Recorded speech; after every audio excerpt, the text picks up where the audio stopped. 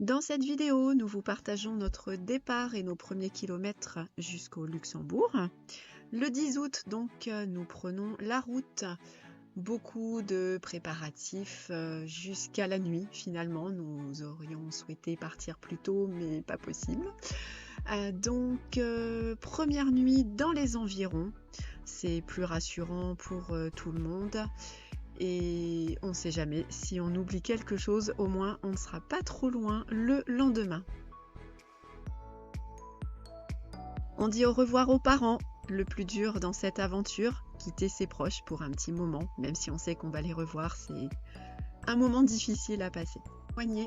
Nous avons oublié quelques bricoles, donc petit aller-retour avant de prendre vraiment la route, même si après il y a évidemment des magasins sur tout le trajet. Allez, en route vers la Drôme pour dire au revoir à des amis. Nous empruntons la route Napoléon au sud de Grenoble.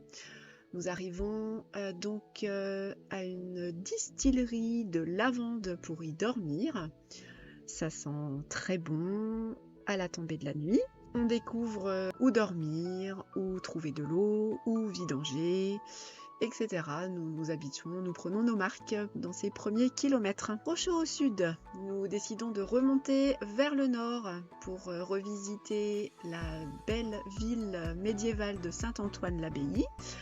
Alors attention, il y a des fêtes médiévales, mais comme nous sommes dimanche soir, il est possible que ce soit terminé, donc nous aurons certainement de la place au calme. Il va vite falloir qu'on bouge parce que sinon on va rester bloqué. Calme. En balade, Lorca ne fait plus son difficile pour boire. Ça y est, il accepte enfin de boire dans les fontaines.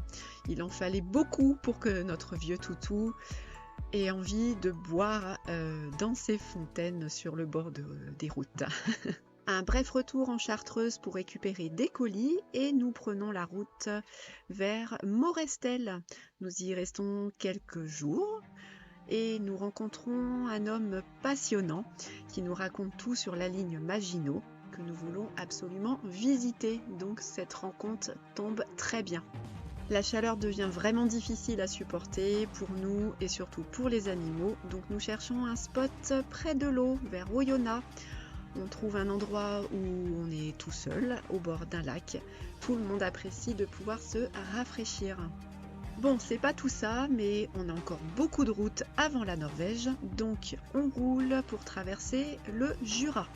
On prend de l'altitude pour essayer de trouver de la fraîcheur et on découvre l'artisanat local, notamment une fabrique de pipes, une ferme bio, plein d'endroits très sympathiques. Le 25 août, nous passons les 80 000 km avec Francky.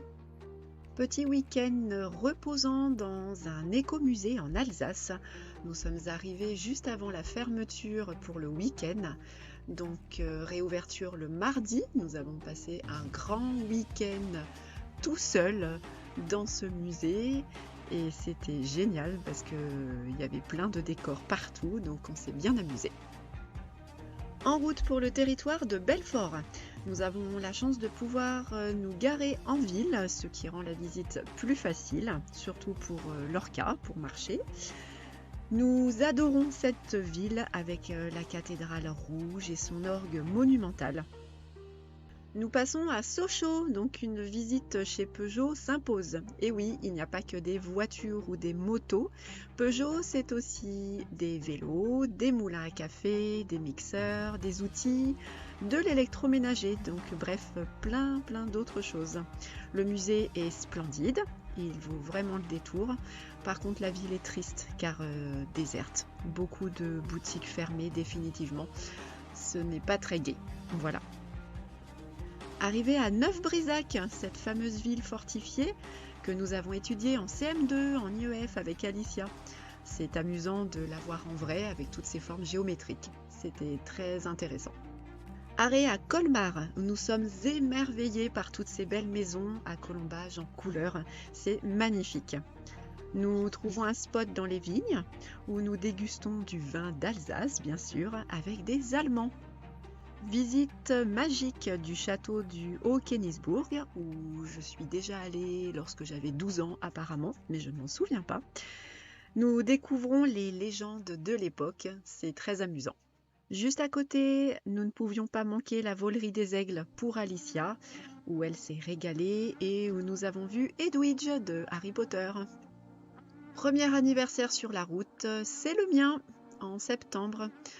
En cadeau, bien sûr, un moulin à sel Peugeot et la réception du permis poids lourd de Cédric, ce papier tant attendu qui nous a fortement retardés. Avant de quitter la France, une lessive dans une laverie automatique avec sèche-linge, mais tout n'est pas sec, donc nous finissons le séchage la nuit dans le camping-car comme nous pouvons, puisque dehors maintenant il fait trop frais pour faire sécher le linge. Quelques courses sur Thionville pour faire le plein dans la soute et surtout la visite du plus grand fort de la ligne Maginot, le gros ouvrage du Hakenberg. C'est une visite passionnante et très instructive que l'on a appréciée tous les quatre. Ça y est, notre première frontière avec le Luxembourg, enfin! C'était l'escargot. Si vous nous découvrez, n'hésitez pas à aller voir notre vidéo de présentation. À bientôt!